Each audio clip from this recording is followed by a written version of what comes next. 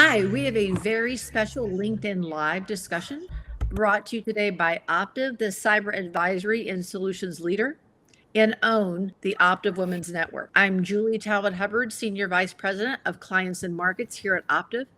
In honor of International Women's Day last Wednesday, March 8th, and in continued recognition of Women's Health Month, I'm pleased to be here today with our distinguished guest speakers to discuss how we can all embrace technology and education to create an equitable, inclusive future. The leaders joining me today are Erin Zhou. Erin is a senior executive with Google Cloud, Office of the CISO, and former cyber leader with both Mandiant and the FBI. Emily Heath. Emily is a senior technology and cybersecurity executive, most recently general partner of CyberStarts, board member and advisor, and the former CISO of United Airlines. And Merav Bahat. Merav is the co-founder and CEO of DAS and previously served as a general manager of Microsoft Israel.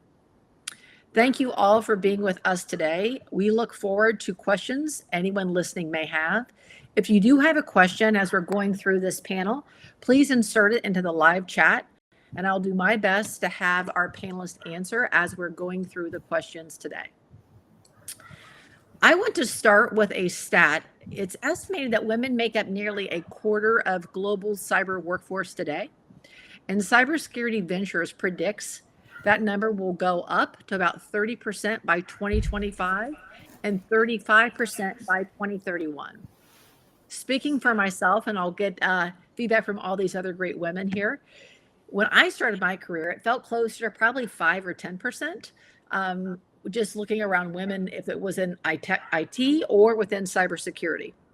But I want to hear what you all think about where we've been, where we are, and where we're going, and most importantly, where we need to be. How much has the industry changed in your minds? So I'm going to start us off and really kind of hand this question over to you, Erin. We've all taken different paths to get where we are at today. Some of us started within security, some started within technology, some created a whole different career journey for themselves. Can you share your path and maybe advice for those entering a career, or maybe they're just stuck in their current job today? Yeah, thank you, Julie. It's just such a pleasure to be here. And I think that, what we're doing and what we're offering to our audience is so important. So thank you for this opportunity. Yeah, my career journey is just not what you would think for where I am today. I was an English major. I'm an attorney by background, and there is just nothing in my background that screams cyber or tech or anything at all like that. So I've had to really reinvent myself over the years. And that's really what my career in the FBI was about. When I started in the FBI, and like you said, there were about 10% women at that time. So we've come a long way, and there's still further to go. But I am proud of the progress that we've made. But I started where the priorities were. And at that time, it was all about the criminal investigations and that criminal program. So that's where I started my career. But then counterterrorism, right? 9/11 happened. And so many people had to reinvent themselves and learn and understand the global impact of terrorism, what it was about, understand the interdependencies around the world and how what was happening in one part of the world affected another part of the world. So all of us reinvented ourselves then. And then, of course, with Intel and cyber. And when I started to see that cyber was really what I thought was that next front, right, that next priority area, I started to pay more attention, read and learn. There was a lot of on-the-job training. I got involved in a tech project where I actually delivered a technical solution, the very first in a classified environment in the FBI. And again, there's just nothing in my background that says that I should be doing it, but there was a void and they needed leadership. So I stepped into that role based on leadership, not based on the technical skills, but also based on the willingness to roll up my sleeves and understand what was going on and be able to handle a team and oversee the team and the delivery. So it really wasn't about the technical expertise. And then I also saw that there were educational opportunities. So I did take some of those certification courses, executive education, et cetera, which I encourage everybody out there to do. And I know we're going to talk more about later.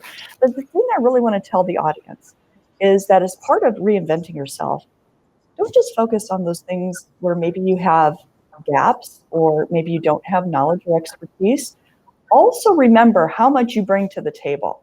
Every one of you have skills and experience and passion that you bring. So I focused heavily when I made those transitions on my executive communication skills, on my corporate level leadership and approach, on my problem solving and critical thinking skills, on my ability to assess risk and oversee operations and make decisions in operations, as well as bringing that global perspective. So those are the things that I encourage women to do most when they have to reinvent themselves. No, that's great, Erin. I think the reinvent. I think also, I love how you talked about just kind of filling that void or that need, and always looking out to see what's next. I mean, that's what I think in cybersecurity as well, that I've always looked to see where the business is going, and then what what the business needs to do to really, whether it be engage clients, just even how they're redoing products, anything else, and then looking ahead of that to say from a cybersecurity perspective, what skills, what's needed there. That's the path I've always taken. I guess, Emily, I know your background, again, you've taken a different route to where you're at today. And even what you're doing today is probably different than what you were doing 5 years ago. So I'd love to hear kind of your story and your journey. Exactly right. I think for all of us, when I always get fascinated hearing people's journeys, because where we end up is never, ever, very rarely, I should say never, but very rarely where we ever thought we were going to be when we started out. I mean, you look at the security world now, this didn't exist when I was growing up, but and in school, we didn't have such things as CISOs. So it was a path that kind of built its way in front of us. But yeah, my background is varied, to say the least. Talking about what Erin said, you reinvent yourself along the way. I started my career as a detective in England, and it's actually very different in England than it is in the US, because everybody starts as a uniformed police officer and then they move into different specialties. And I mention that because I took so much from the time when I was a uniformed police officer, because what it teaches you more than anything is about people. And the older I got and the more experienced I got, and then how you transition that into a business world, I always go back to that. And I'm so grateful for the time I had when I had to learn so much about people, because no matter what business you're in, and even in cybersecurity, we're all in the people business. And that's, for me, the number one thing that I take with me through any career I've ever been in, is that we're all in the people business. Without the connections that we have with each other, we can't do anything. So yes, I started as a detective in law enforcement, did that for many years. I'll save the conversation for another day as to how that transition happened, but I ended up going actually into technology, not security right away. I worked for the movie studios. It was actually for a startup back then that was building out technology to help movie studios with their DVD distribution. Obviously, it's a digital world we live in now. Back then, it was DVDs. But I managed pretty much every technology department, with the exception of engineering. I did have a front-end web development team, but not pure engineering. And one time, a boss I had at the time, this little thing called PCI compliance came along. And my boss at the time said to me, Emily, you were a cop, right? You understand the law, so you can figure out this cyber stuff, right? And of course, it's nothing to do with each other. But also what I've learned through my career is I've said yes to everything. If you want to grow and you want to learn new things, say yes to everything and figure it out later. I had no idea what I was doing, but I was willing to take the leap of faith and figure it out. And I'm not the smartest person in the room. I'm not the dumbest person in the room. And I'm a big believer that smart people can learn stuff. And you could ask questions along the way and say yes to everything and learn as you go. But that transition was really the very start of my cyber career. And I ended up many years ago and a few companies ago, being thrusted into the CISO world. I never particularly wanted to be a CISO. I feel like the job found me, but it almost felt like I came home. I've got this kind of investigative background with technology. It made complete sense to me. So I did that for a number of years with a company called AECOM. I was the CISO there. and then United Airlines, and then DocuSign after that. And now I find myself as a general partner for a venture capital firm, which specializes in cyber. So I still keep the cyber theme, but again, it's another reinvention. I've not done this role before, so there's still lots more to do. But I think if there's one big two lessons I took from my journey so far, which I'm excited to see what's next, it's we are in the people business first and foremost, and then secondly, just saying yes to everything really just helped me navigate. And if it's something that you don't like, what's the worst that can happen? You don't like it, you pick yourself up, you brush yourself off, and you move on and go do something different. No, that's great, Emily. I can relate in several things that you stated there, but I think one, and I always say say yes, but also you've got to have the courage and confidence to do that. And I think that's where we really grow. And I've also taken, I just call them deviations, or like just, turns in my career away from cyber into whether it be IT, data science, and I've always learned something. And so I always look at it as an experience that helps shapes me, that gives me knowledge that you can learn and grow from. That's right. So Merav, I know that so we've talked a lot about technology, kind of FBI. Now we've got an investigator as well with us today. But from a founder perspective, I'd love to hear your story, just more on kind of how your journey, like how you've gotten to be where you're at today. And you don't find many women founders, CEOs, especially finding a cybersecurity company. So really excited to hear from you. So first of all, Julie, thank you for the opportunity and for Optiv, and it's amazing to meet you, Erin and Emily, always glad to be together and learn from your experience. So I'm really honored. So like my journey, so I think like everybody has its own journey, right? It's very different, but it's amazing. I think my story is about passion. It's about taking risks. It's about daring, I would say. But it took me time, like it wasn't immediate. So my journey compared to other founders in Israel is different. So like the cybersecurity classic founders are pretty young, like could be like 20 something, out of the military, 8200. That's the best school ever. And they get a lot of, they have a lot of friends and networks, and then they just start, daring and pushing it, right? They're successful, they're not successful. It's the first time, they have a second time, they have a third time. So they have like a career of just being a founder.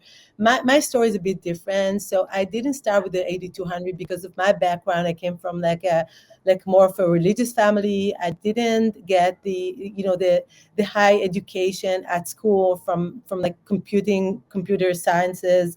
I knew that I'm very technical, and I loved math and physics. So I went to a regular military service and then to the Technion, which is like the Israeli MIT, and started my career actually with in networking. So I knew I was very, I love technology. I love networking, which is very different, I think, from security. I actually thought security was boring. I don't know, now I think the security is way more interesting than the networking. But I was a product manager, and then VP of product management, and then I came into Microsoft.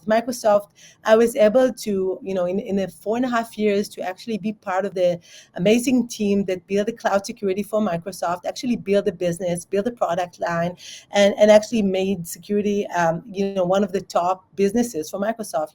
When I left, it was $2.5 billion, and later on it became like tens of billions of dollars. Amazing, right? In just a few years. And this is what, where I kind of fell in love with everything cloud and dev and everything security. And I think this is really an amazing space.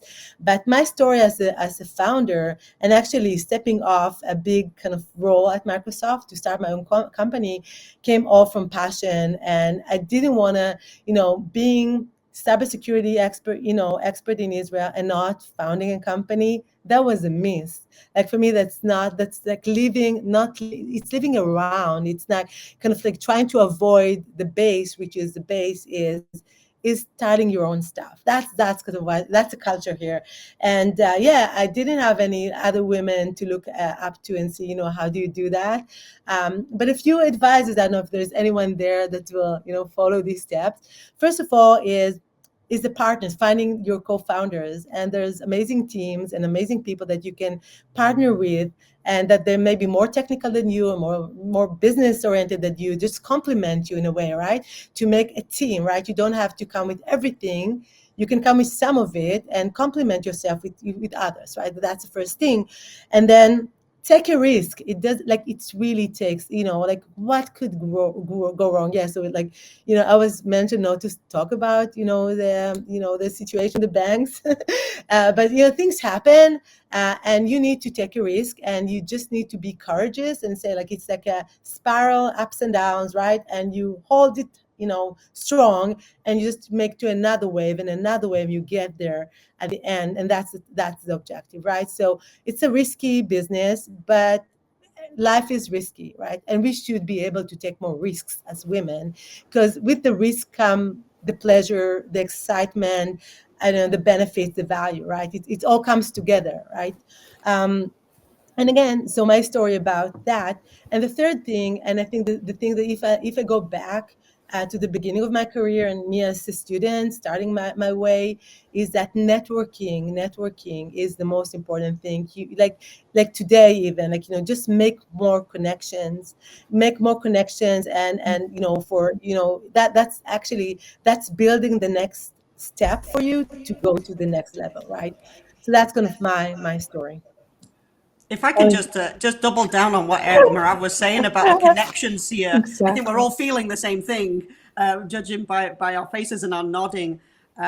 Especially as women, we make connections with each other as women, and there is a very powerful network. And if you tell people what you want, a human instinct is to help people. It's a very natural instinct, but oftentimes as women, we don't necessarily share, this is what I'm looking for, this is what I want, because 9 times out of 10, whenever I've asked or put it out there in the universe, or other people have to me, I want to help people, and especially women. If it's not me that has the answer, I can certainly help them with my network and put you in touch with other people. So I couldn't agree with that more. And I think as women, we can all learn, myself included, to leverage it even more, because there's a human instinct that we have as people, and an even more of an instinct, I think, that we have as women that truly want to help each other.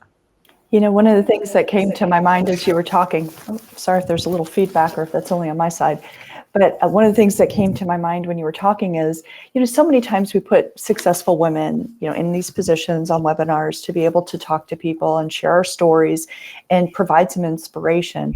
And I think that those things are really important, and I'm privileged and happy to be here. But also we have to encourage women to say, not every day was great. Like I did not feel super uber successful every single solitary day of my career, right? There were days when I felt challenged. There were days when they were hard. There were days when I wondered, am I going to figure this out? Although I think when we talk about, I've heard words like determination and courage and confidence, right? It's not that you're going to always be successful every single solitary day and measure at the top of your game every single solitary day, and everything's going to go great.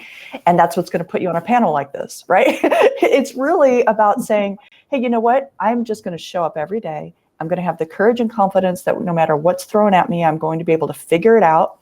I'm going to stick with it with some determination. I'm going to use the skills and abilities that I have and strengths that I want to bring to the table. And I'm also going to reach in and bring in others who have the strengths that complement what we need, and build teams to complement and get done what we need to get done.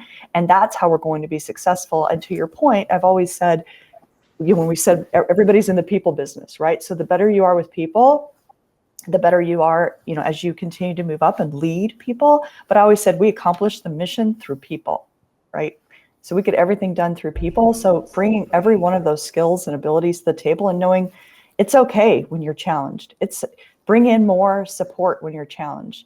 No matter what area of challenge that is, reach out, reach into your network, reach into the teams, whatever it is, because it's okay to be challenged. It doesn't mean you're not successful. It means you're in the middle of something that's going to come out great if you do these things.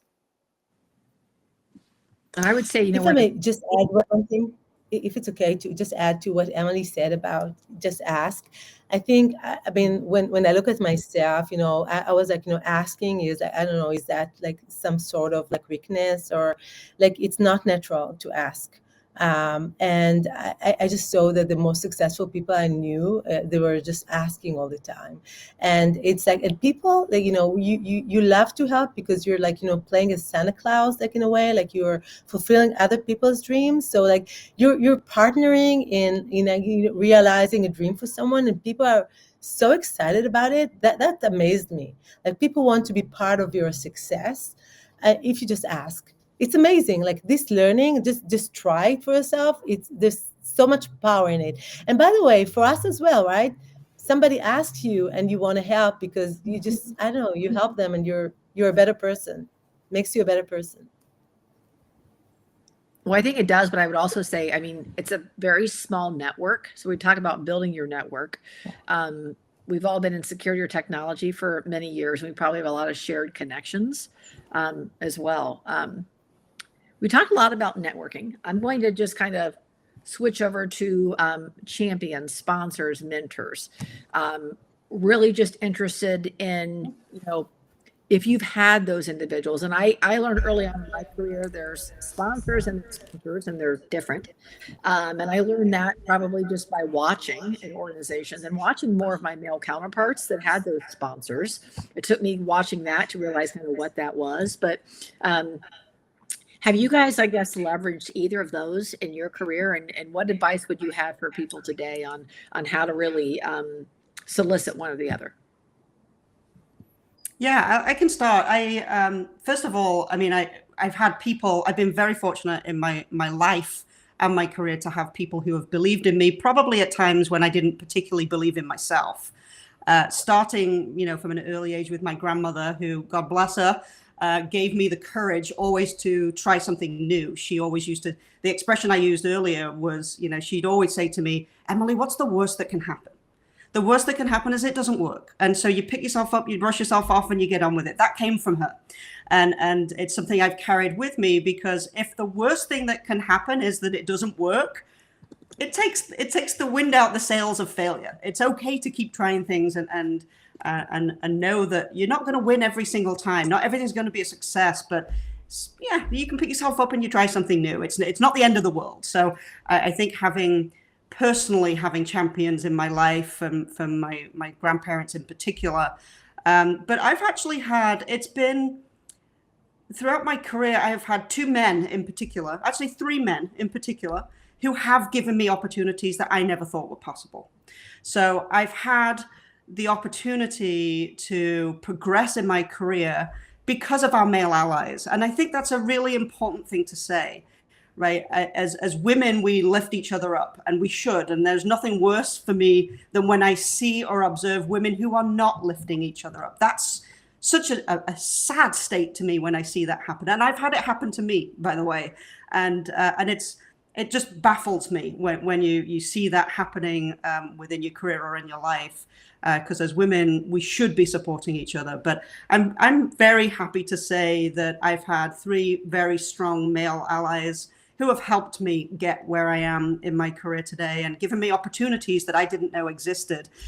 So I think it's important, because if we are ever going to inspire change, we need our male allies alongside us to do that. We can't do it alone. We need everybody to truly care. And I think, if I ask myself, why was I given those opportunities along the way? I think it is because you say yes to everything. I've always been competitive with myself, not necessarily outwardly, but whatever it is I'm going to do, I want to be the best at it. It's just, it's part of who I am. It's part of my nature. But it has taken me a long time to get comfortable with asking more questions, with asking, how do I do this? And to Mirav's point, it's sometimes as women, we feel like it's a weakness, but to ask more questions, instinct is people want to help you. So I've been very fortunate to have those people. My way of giving back is I'm the underdog. I am the absolute underdog. Where I come from in my life, I am the absolute underdog. And I pinch myself to think about where I am today. So I find and always have tried to find ways to give opportunities to people like me who weren't the best educated, who came from a family and a background that wasn't ideal by any stretch of the imagination. So just taking off the spectacles for a moment in this business world that we live in, and thinking about how we can help encourage other humans and give them opportunities that they wouldn't necessarily have, because just because you come from a background that doesn't necessarily have great financial opportunities or educational opportunities, it doesn't make you any less driven. It doesn't make you any less intelligent. You just need people around you who can give you opportunities to go and demonstrate what you're capable of. So I'm very fortunate that I've had the opportunity to do that with other people as well. So it's full circle, I think, for me.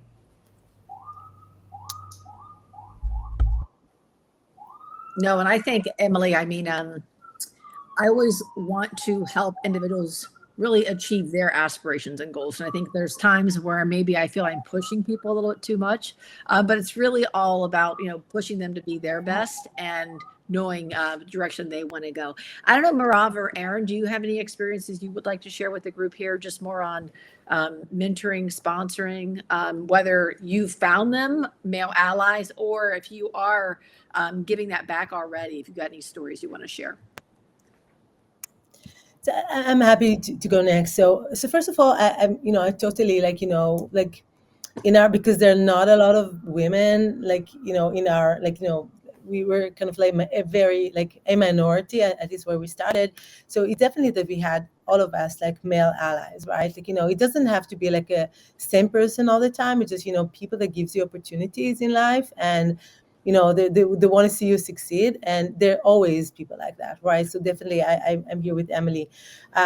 Today, when I look at, where I am at my career and, starting a company, you need a lot of advice and you need a lot of mentorship, and you cannot just have it from one person because you're going to drain them. It's like constantly, right? So I find the way today through peer mentorship, which is, by the way, it's more mutual than, the mentorship, the kind of standard mentorship is like, I ask questions, and I've been asked questions about how do you do this and how do you do that. And if you go to the mentor that is maybe like a year or 2 years advanced in what you want to do, this is even enough. You don't need the mentor to be the mentor everybody wants, and the bigger person that everybody wants to be just friends, mentors. I really advise that. And that's the way kind of I operate. So I hope that I'm also, doing my share there. And it could be with other men and other women. There are a few new women founders, very few, but I try to at least, as Emily said, it's really, really important that we need to lift each other up. I mean, just give, just be more, careful with, how we support other women. We should all do better at that, and I hope I'm doing better than I've been treated from other women. I hope, right? But it's peer mentorship. That's the way to go. Yeah, and I can certainly add to that. I feel like Emily, you and I are practically like the same person growing up here. So many of the same experiences. Everything you were talking about really resonates with me, and I think. Sometimes people stepped into that role for me, and I'm so grateful when they did. There were times, I too came from a humble background, had no idea how I was going to get to law school. I put it out there that I wanted to be a lawyer. And when I was in college, there was a professor that started to mail information to me, and it would show up in my mailbox about how to apply, how to take the test and things like that. He just did it. It showed up. And so I think about how critical it is to be those people who show up for somebody else, right? When someone, they need you. We all need each other for something. And you can see where somebody might need you, and you can step in and just volunteer it. And that is really powerful, because not everybody's going to feel comfortable to ask. And maybe they don't even know you're the person to ask, right? So stepping into that role for others, I think is what I really want to encourage people to do, because it's so meaningful.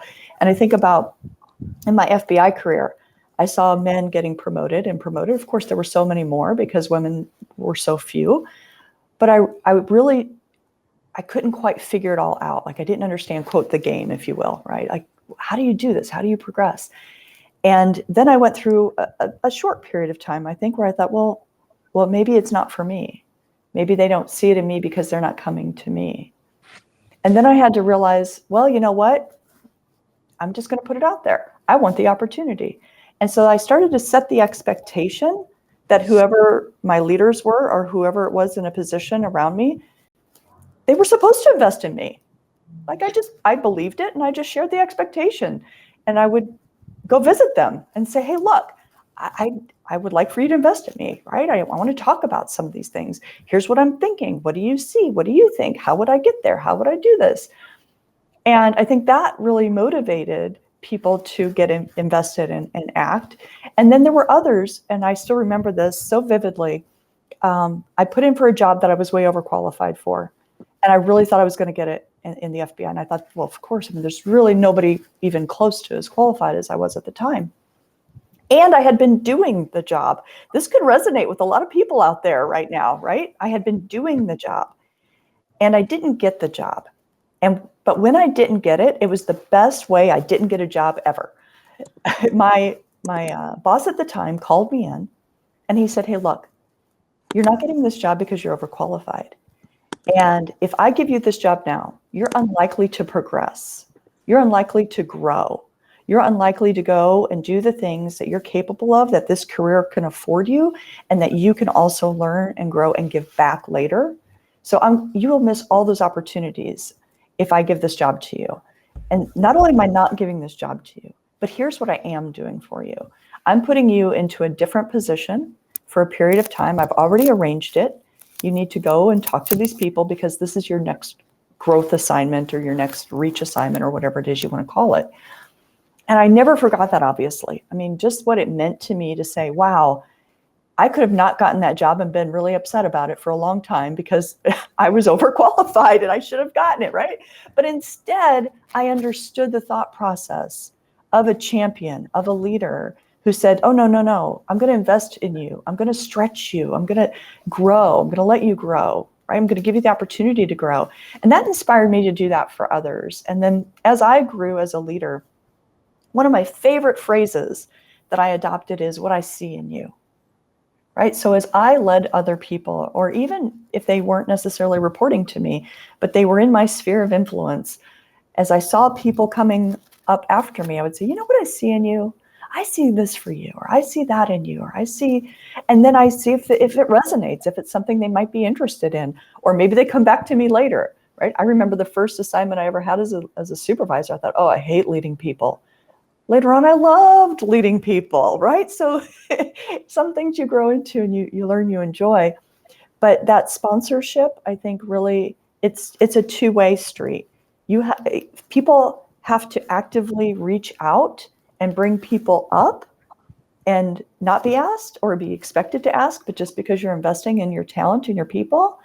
And likewise, you also have to go ask and reach out and let people know, and then let them be willing to help you and see how they can help you. And then even in just your everyday influence, I used to call it sprinkling fairy dust. I said, I'm going to go out and sprinkle some fairy dust. And it meant I'm just going to go out and spend time with people and tell them what they're doing well, what they're doing right, where their strengths are, what's going great for them, and what they could do next with that. Hey, have you thought about this? Have you thought about that? And here's what I see in you. That's terrific, Erin. Shared so much. I love the fairy dust. I also call it just moments of joy. And I would say that I sprinkle that within my own day because by doing that and talking with my employees and doing that, I also, it made me feel good to having those conversations, and I got enjoyment out of doing that as well. I'm going to kind of switch gears a bit. We've talked a lot about ourselves, our experiences as individuals and mentors and sponsors. But let's shift to the organizational perspective. And I've got really two parts of this question, you guys. One, what makes an organization stand out, set themselves apart for advancing women in technology and security? And the other part is, given that this year's International Women's Day, kind of the whole theme was around embracing equity and equality, I wanted to also get your guys' thoughts on, from an organization perspective, many organizations talk a lot about this now, equity, inclusion, a lot of values in organizations were inclusive. Kind of want to get your guys' thoughts on like, what does that mean to you, and what organizations do it really well? So I don't know. I see Emily nodding her head a bit, so I'm going to turn it over to Emily. Yeah, of course. So I'll give you. So I'll start with the first part of the question, which kind of leads to the second part. But I think when you're looking at organizations and we're thinking about how do we inspire change in diversity and inclusion, whether that be women, whether it be LGBTQIA plus groups or other underrepresented groups, I think of this as all as an all-encompassing conversation. I think first and foremost, you have to make it deliberate and conscious. You can't make change without acknowledging where you are. And I joined one organization, I won't say which, but I joined one organization, and my particular team that I inherited was 12% female and 8% of underrepresented minorities. It took me about 6 months to get that information from HR, but I wanted to make change. It was something very important to me personally. And without having those kind of statistics where I knew where my baseline was, how was I ever going to measure my change? So I'm going to get very tactical for a moment, because for me, it's about being very conscious. You need to have the metrics. You need to understand where you are. And then you've got to think about some very practical ways that you can change that. So for me personally, I've always inspired my own teams to hire for skill sets and not titles. Don't look for people's titles. What job are you trying to fill for? What problem are you trying to solve? Then look for the people with that skill set, because it widens the net. And then make sure that you have a very diverse slate. You're going to give the job to the right person, but unless you cast your net wide enough, because you're only looking at titles and there's only so many women have had those titles before, look at the skill sets that you're trying to bring into your organization, and make sure that you have a very diverse slate. That, for me, to cut to the chase of the end, I ended up with 51% females and over 30% underrepresented minorities. And that took me about 2 years to do that. But it wasn't just me by any stretch. It was my entire team got behind this. We reported out on it quarterly. It was something that was a part of our mission and our vision. And I truly, truly believe, I've said this so many times over the years, but when you have a very diverse, and I mean diverse in every way, shape or form, whether that be experiences, cultures, backgrounds, you have a diverse group of people. You solve problems very differently. If you all went to the same school, were educated by the same people, you think the same way. And when you've got that diversity, put any problem on the table, turn it upside down, back to front and inside out, and you will get a very different result. So for me, it's a tried and tested model where you have real creative, diverse thinkers that can move the needle in business so much faster because they come from different elements. But I think to answer your question, you have to be deliberate about that.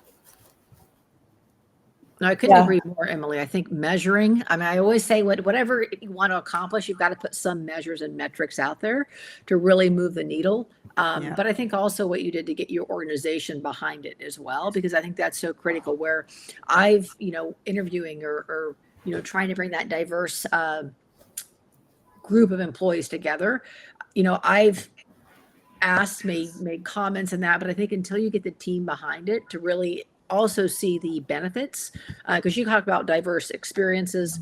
I was just diverse. It could be cultures, even backgrounds. Where we've all came from. I think that you just are able to build together better solutions and collaborate much, much better.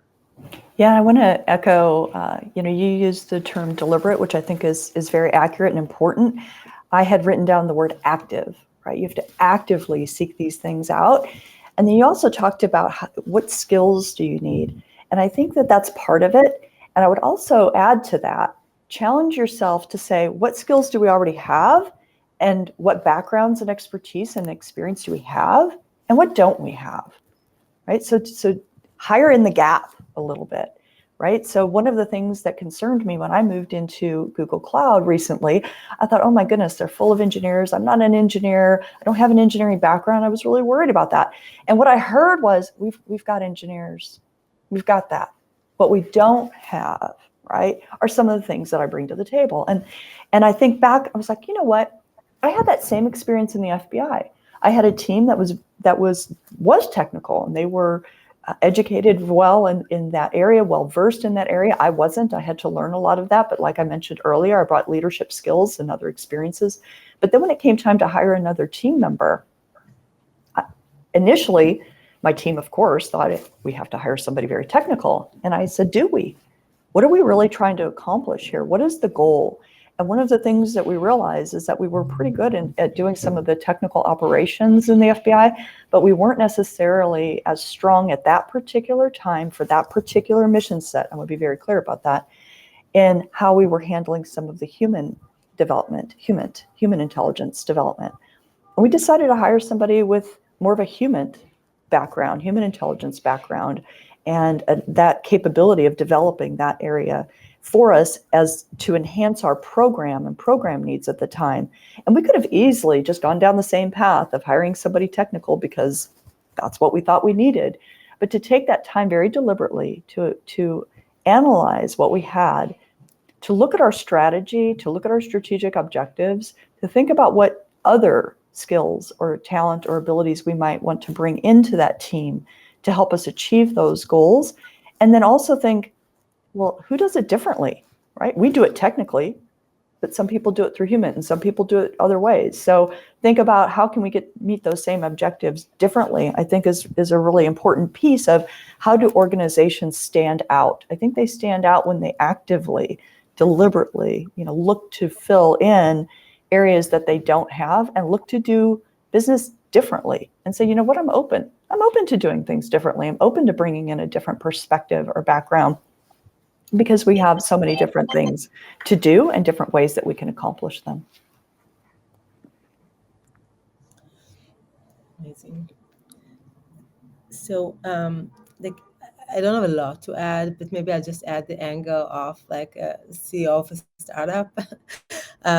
Maybe it's a little bit different. I think, when we recruit, the people to join us, right? So the people with all the qualifiers, right? Most men have like more kind of like, I would say like, the hard qualifiers, they have maybe more experience, right?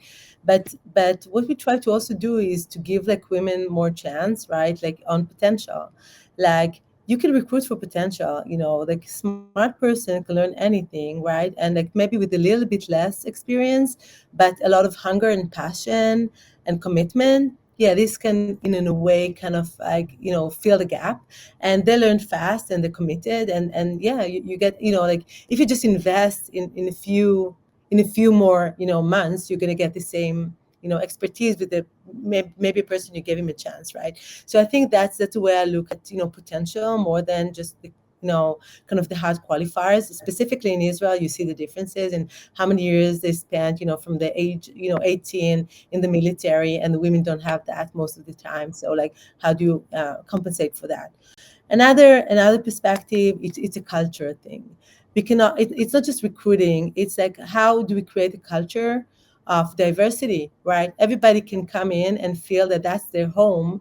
And this is by recruiting people that are different, just really deliberately, people that are different, and that they have different thinking and different perspectives, and they look differently. And, just create a culture that everybody feels that they can step up and say what they have.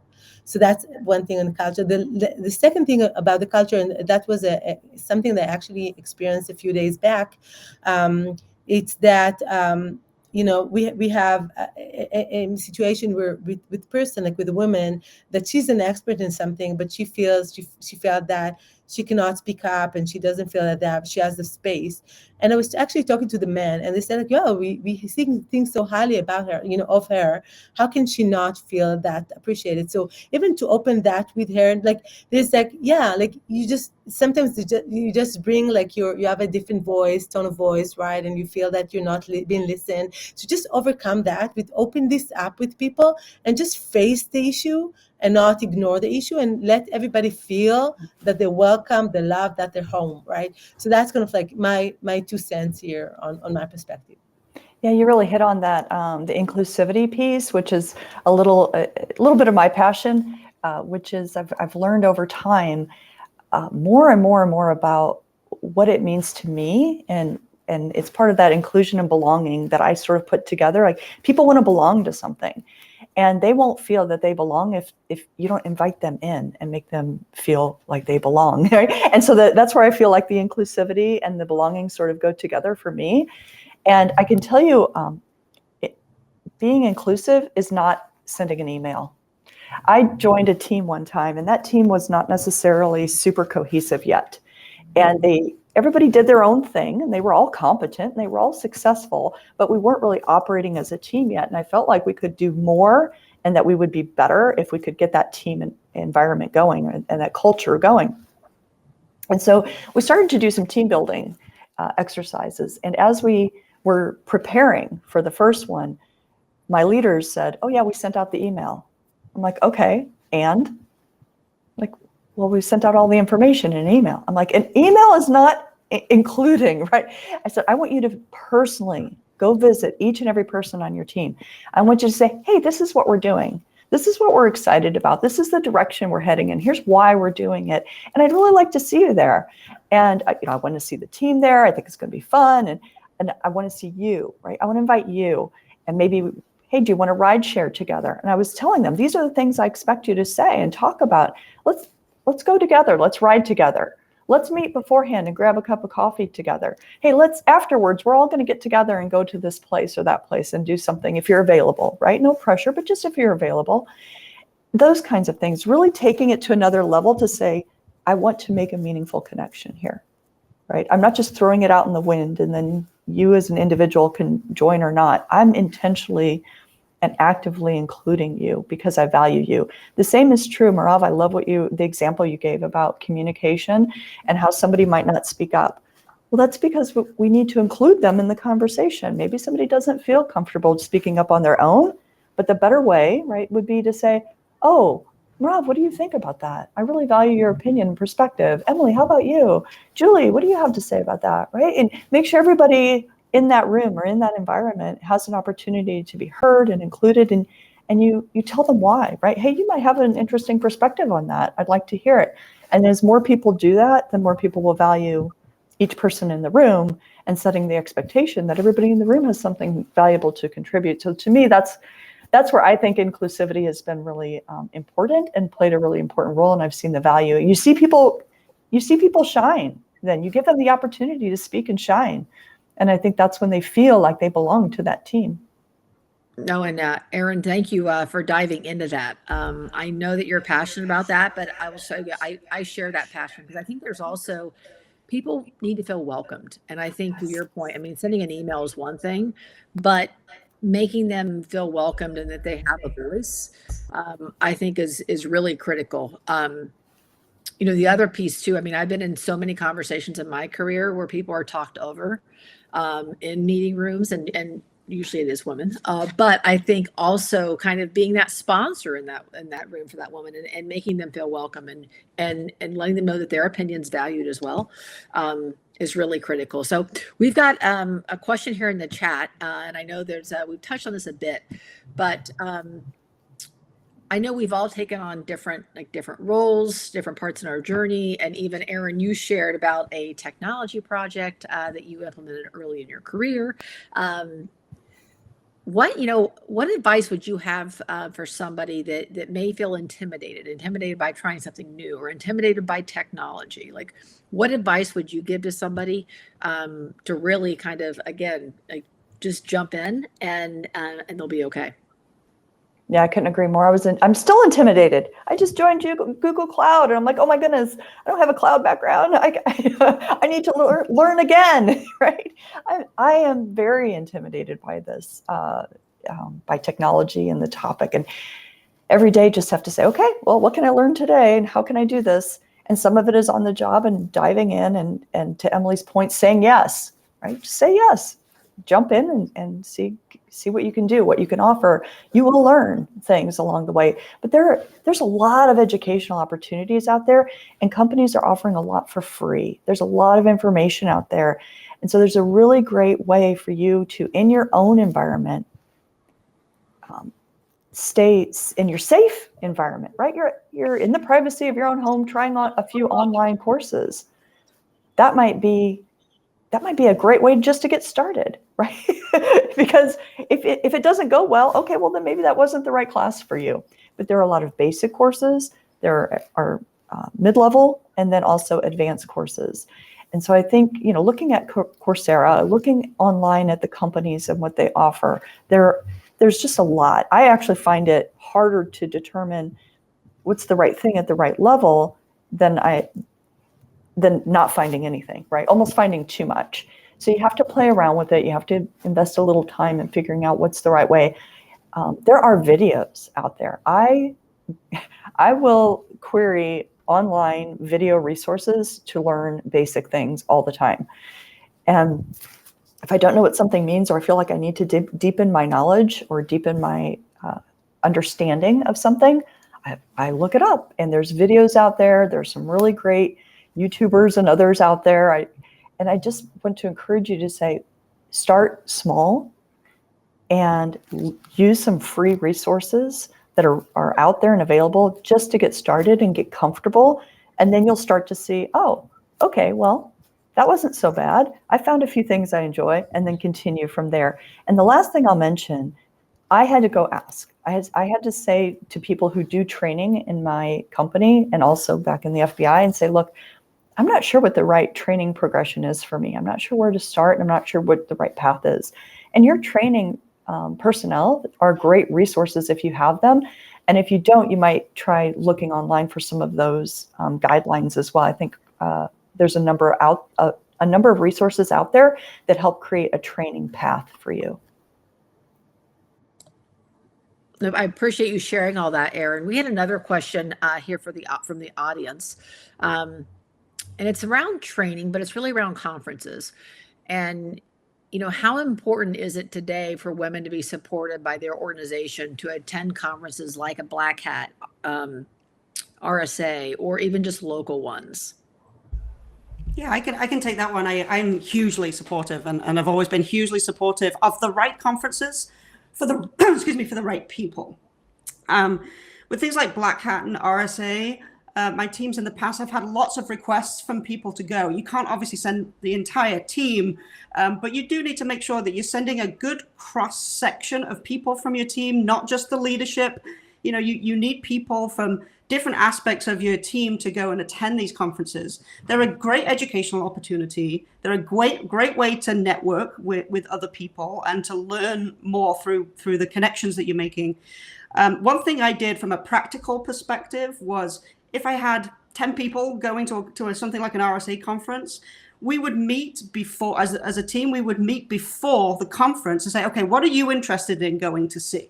Because just going to a conference blindly is overwhelming. You need to go and have a reason in mind. What do you want to explore? Is it particular startups you're looking to see what new technology is coming in? Do you want to go learn from a particular track?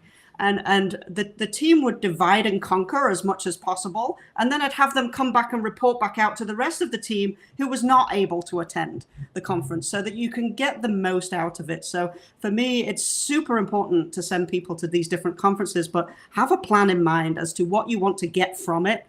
And make sure that you're not all attending the same sessions, because you really restrict your ability to learn from a more broad perspective. No, and Emily, one thing I've always done too in my own career, I think that we all own our career. Like I look at it as some people as a manager would come to me asking for their development plan. And I'd be like, well, I'd put it back on them in a sense, like, well, where do you want to go? Like, I'll help you. But I think on this too, like, having that, if it's even annually or every couple of years, but having that development plan, and if there's certain skill sets, certain areas you want to grow, there's conferences and training out there, whether it be in security, privacy, risk, could be leadership. Like I've got one on boards now. And so again, I think that having that plan, I also think help aligns. And I've always supported my teams with those plans. But then also to your point on giving back, like if having them come back, if you go to a big conference, having them come back and really share what they've learned with the organization, I think is really key as well. So I know we only have 5 minutes or so. I can't believe it's gone by so quickly, but we talked a lot about professional experiences. We haven't touched much on the personal side. And we know that we just aren't here on earth to really work all the time. So I wanted to just talk more about kind of our personal lives and maybe, you know, ask, I know we've got, again, individuals that have children on this, people that have made sacrifices in other ways. How do you really kind of balance that work? I don't want to say work-life balance. I think we just kind of blend it all together now. But how have you guys balanced it, and how have you felt okay sometimes? Because I think that part of it is also making prioritized decisions like at that time. Like and there's different priorities. It could be every day, every week. I can jump in really quick. I think there's as you said, like it's all blended together. There's no real work-life balance. At least I don't have any. Okay, I'm not pretending, but I do have 3 kids and I do have a husband. And the thing is that we're a family, we're a team, and we share responsibilities. I think that's you want to have like equality at work and all that. We should start demanding that in our personal life, right? And we should get help. And I know that the beginning of the career, when I had very little kids, to pay for a nanny or something was almost like my full salary. And it was, why should I go to work with 2 kids? It's too expensive, right? But that's an investment because this period of time ends at some point, and you don't need to pay this tax, right? For paying for little kids, but then you build your career. So that's a reality, and it's not like it's a family decision. But you should definitely promote yourself as well. You shouldn't just wait until everybody's grown up and then start your career. Just too late. Okay. So my personal thing is equality at home as well. Get help, even if it's for money, and if it doesn't, it drains you, right? And you don't feel, I'm working very hard and I don't have the money to spend now on shoes and clothes and all that, and I'm just spending it on the help. But that's an investment. So that's kind of my advice. Couldn't agree more with Merav. I mean, I think I do not have kids. I have a wife. We have 2 children. 2 children as in our pets, but we don't have kids. But we still struggle. We're both professionals. We've both got busy lives and busy jobs. And even just negotiating between each other who's going to take the dog to the vet next week when we're looking at calendars. And, there's a reality of that day to day. But my wife and I sit down at the end of every day and share our days with each other. There's not a great deal that we don't know about each other's lives, and having that level of support between each other, we give and take all the time, but it's strong communication. I would never be able to do the role that I am in if I didn't have her as my rock. She literally is my rock, and I would not be able to take on the challenges that I do. So I'm very grateful and thankful that I have someone in my life like that. If it was any other way, I don't think I'd be able to do it. Yeah, I feel that's really just critical, getting that family agreement and alignment that we're a working family. That's what we do. And I think getting that support is really important. I think you've all hit on that. One of the things that I did with the children is to say, I can't be everything to everybody all the time. But when something is really important and it really matters, I'll be there for that. And so the kids started to see, if something was really important, she shows up, she's there. Or if somebody's having a bad day, that person gets a little bit more attention or a little extra love or affection or whatever it is at the time. But then it's somebody else's turn when it's their day. So I didn't try to be everything to everyone. I tried to channel that energy and try to channel what was needed for the moment and the time, and let each person understand that they were important. And sometimes somebody else needed a little bit more, and they became more comfortable letting that happen naturally in the family. I absolutely love everything you guys have shared. I love the team. We're one team. We're partnering, and I really like, Erin, too. Just what your children have seen, like that you're showing up for the most important things. I think it was last week I heard someone say, "Well, we've got to put our own oxygen mask on first," and I think that's something too as women. Like we've all talked about, really giving and helping everybody and helping each other. I think there's also part of that self-care and taking some time for every one of you and yourselves, because we can't be the best for our families, for ourselves, for our companies that we work for, if we're not taking care of ourselves either. Erin, Emily, Marav, I wanted to thank you guys for this incredible conversation. I know I've learned a lot today and really appreciate you guys taking time to spend it with us. If you're interested in learning more, what's out there for you or how you can embrace technology and education to create that equitable future that we all want, please do not hesitate to reach out to any of us, to those important conversations with your friends, your family, and your colleagues. I know I've seen a couple LinkedIn invites come in during our meeting today here on LinkedIn Live, so I'm excited to have those new connections. For Optiv and the Optiv Women's Network, I'm Julie Talbot Hubbard, and thank you for joining us on LinkedIn Live to celebrate International Women's Day and Women's History Month.